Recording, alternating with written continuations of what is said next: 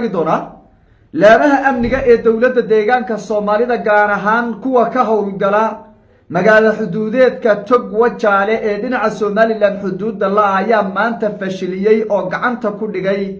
hubsi sharci darro la doonayay in gudaha dawladda deegaanka Soomaalida loo soo geliyo waayahan dhinaca maamulka Somaliland waxa ka soo burqanaya xaalad amni darro khalkhal amni darro looga abuurayo gudaha dawladda deegaanka Soomaalida waxaan ogsoonayn dagaalkii dawacaalay maleeshiyaadkii weerarka halkaas ku qaaday mas'uuliyiinta iyo ciidanka deegaanka laayay iyagoo ka warqabinba ee hubka u adeegsaday qadda ka galiyay inay ka soo gudbeen dhinaca maamulka Somaliland ilaa iyo haddana abaabul muuqda oo la arko ay wali xuduudda ka wadaan dhinaca waliba aaga balligubadle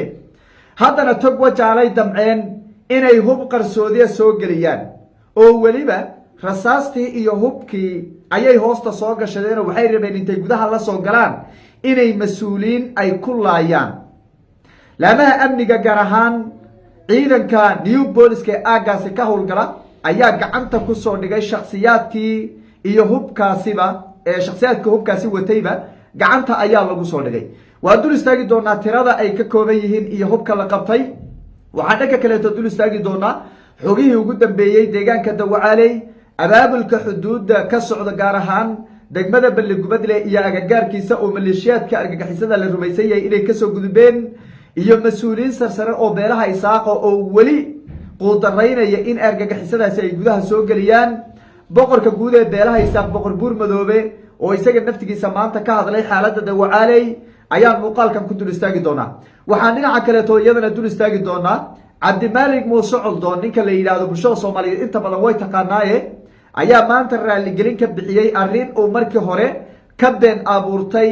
oo ku saabsan xaaladda deegaanka Dawacaaley iyadana Cabdimaalik iyo raali gelintiisa iyo waxa ku khasbay in uu ka laabto warkiisii hore ee ahaa in Dawacaaley dad lagu xasuuqay ayaan iyadana dul istaagi doonaa soo dhawaada boqolka laysaara aragtidiina noogu reeba qaybta commentiga aynu ku bilownay laamaha amniga ee dawladda deegaanka Soomaalida gaar ahaan kuwa ka howlgala magaalada xuduudeedka Tog Wajaale ee dhinaca maamulka Somaliland xuduudda la leh ayaa maanta gacanta ku dhigay dhagar qabayaal hub sharci darro doonayay inay gudaha deegaanka Soomaalida ay soo galiyaan kuwaasi oo ka soo gudbay dhinaca Somaliland saddex qof oo ku hubaysnaan bustoolado hubkii bustooladahaasi xabadihii bustooladahaas oo boqosiyana watay ayay laamaha amnigu gacanta ay ku dhigeen saddexdii qof ee bustooladahaasi watay iyo sidoo kale rasaastii ay wateenba gabi ahaanba laamaha amniga ayaa fashiliyay oo gacanta ayaa lagu dhigay saddexdan qof waa Somaliland aydiyada ay wataanna waa kararka Somaliland waa Soomaali waa maamulka deegaanka Somaliland bay ka soo jeedaan ama beelaha Isaaq bay ka soo jeedaan waxay doonayeen in hubkaasi bustooladaha ay gudaha deegaanka galiyaan gudaha deegaanka markay galiyaan kadib maxaa lagu samaynayaa saddex iyo afar iyo shan baa loo geliyay gudaha deegaanka markii bustooladahaasi ay bustoolada badan la geliyo shakhsiyaadkii ku dagaalami lahaa ee argagixisada mas'uuliyiinta ku layn waliba mas'uuliyiin sarsare ku layn lahaa ayaa markaa loo dhiibayaa ama ayaga adeegsanaya ama shakhsiyaad kaleetay markaa u dhiibayaan waana qaab lagu yaqaano argagixisadu ay marka hore deegaanada amniga ay wax ku soo geliyaan weeye maadaama markaa ay fashilmeen oo marar badanba ay ku fashilmeen weeraradii iyo hubkii tirada badnaa iyo maleeshiyaadkii gudaha la soo geliyeyba laamaha amniguna ay gacanta ku dhigeen waxay doonayeen in markaasi si qarsoodiya ay gudaha shan iyo lix u soo geliyaan kadibna markaas lagu uwaarsado lagu laayo mas'uuliyiinta sarsare ee deegaanka Soomaalida laamaha amniga oo feejigan dhaqaaqyadoodana la socday argagixisada iyo sida ay ku soo geli karaan una tababaran isla ka hortaga nidaamka argagixisadu ay wax ku samayso ama ay wax ku soo geliso ayaa gacanta ku dhigay saddexdii qof ee hubkaasi bistooladaha iyo rasaastaasi watay xabsiga ayaana loo dhaadhiciyay kulley laamaha cadaaladda ayaana la horkeeni doonaa maxkamadaha ayaa la horkeeni doonaa insha allahu tacaala arrintan marka hubkan hadda la soo galay waxay daba joogtaa argagixisadii soo weerartay deegaanka Dawacaaley degmada Xarshin ee gobolka Faafan qalalaasaha ka abuurtay maalmihii ugu dambeeyayna hadalhaynteedu ay taagnayd ciidamada new police iyo saraakiisha iyo sidoo kale mas'uuliyiinta sarsare ee deegaankana halkaasi ku laysay lagana warherown inay hub meesha ku haystaan ayay argagixisadan daba joogtaa walow la fashiliyay oo xuduudda laga gudbiyay intii wax la diliyay wax la qabtana laga dhigay qaybihii soo hadhayna ay xuduudda degmada Baligubadle ay ka gudbeen welina halkaas ay abaabul ka wadaan haddanana weli kama aysan tanaasulin falalkii argagixisada ee guracnaa ee ay doonayeen inay ku qalqalgeliyaan gudaha deegaanka Soomaalida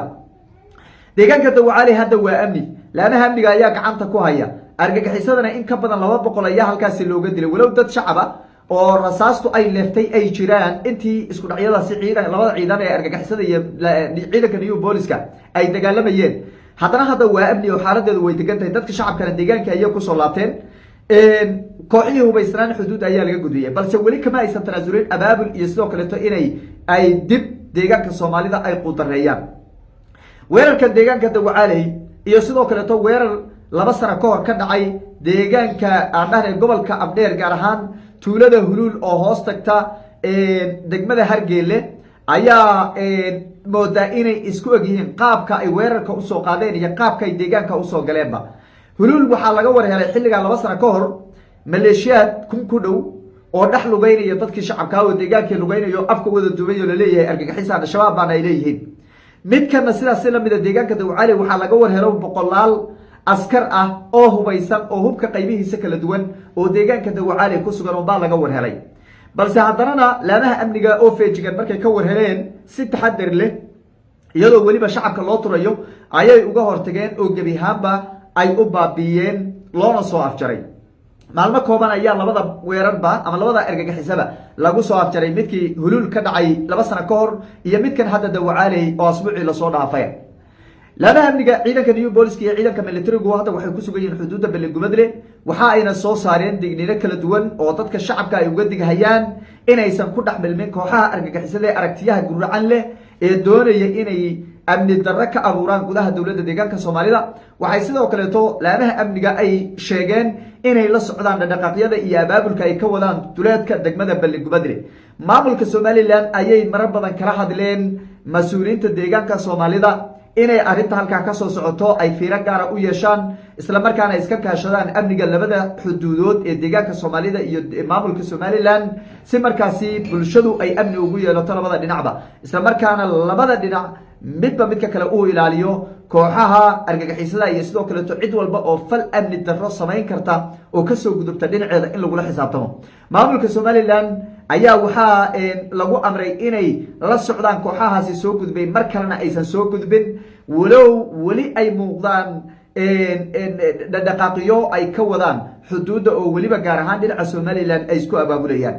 dhinaca kale boqorka guud ee beelaha Isaaq boqor Buur Madoobe ayaa war ka soo saaray xaaladda deegaanka Dawacali waxa uuna dhaliil xoogan u jeediyay maamulka uu hogaamiyo Mustafa Cajar waliba gaar ahaan madaxweynaha maamulka deegaanka Soomaalida Mustafa Cajar oo markaas uu ku dhaliilayo khudbadiisii maalin ka hor uu ka hadlay gobolka Shinile isla markaana uu kaga hadlay xaaladda deegaanka Dawacali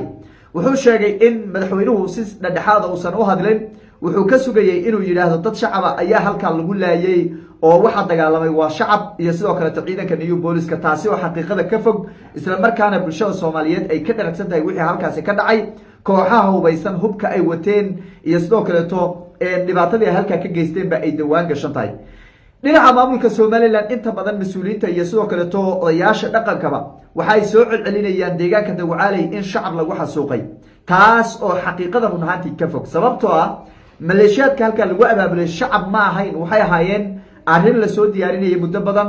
hub culus oo noocyadiisa kala duwan ayayna ku dagaalamayeen waana midda sababtay in ciidanka New Booliska halka lagu laayo mas'uuliyiin badan oo taliyaal iyo sidoo kale hogaankii nabadgelyada ee degmada iyo caalana lagu dilo deegaankaasi balse intaas oo dhan waxaad moodaa in beelaha Isaaq ay iska dhagatirayaan oo iska indhatirayaan oo aad moodid inay dad dhagala'aana oo indhala'aana oo waxba ka warhaynin ay doonayaan inay ka dhaadhiciyaan hadaf amaandhane arrin run ahaantii aad iyo aad u foolxun oo halkaasi ka dhacday oo maleeshiyaad dhinaca beelaha Isaaq laga soo abaabulay oo qabiil markaa